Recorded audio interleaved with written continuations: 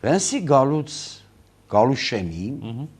Ադրբեջանում ոչ պատահական մարդիկ, այսինքն այդ մարդիկ ոչ բլոգերներ են, ոչ փորձագետներ են, ոչ էլ նույնիսկ իրենց չափանիշներով հեղինակավոր հագինած կամ մինվալազ են, այլ շատ ավելի լուրջ կալիբր ունեցող նախկին արտգործնախարարների մասին է։ Մամեդյարով, Զուլֆագարով, որոնք թե պաշտոնապետական կարգավիճակ էս պահին չունեն, բայց հաստատապես, հատկապես Զուլֆուգարովը Ալիևի ոչ պաշտոնական դեսպանի ֆունկցիա է կատարում։ Իր հայտարարություններով Տոֆիկ Զուլֆուգարովը այս օրերին, Վենսի գալու նախօրյակին խոսում են բանի մասին, մեղրու երկաթուղի նկատմամբ ադրբեջանական ինչ-որ իրավունքի մասին, որը խորհրդային ժամանակներից է բխում։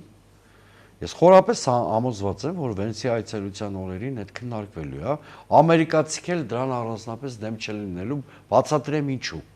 Ամերիկացիների համար կարևոր իրանց ռազմավարական տեսլականն է, որ միջին միջանցքի մի կարևոր բաղադրիչի հարց լուծեն այդ Սյունիքով անցնող ճանապարհի կամ թրիփի մասին է խոսքը։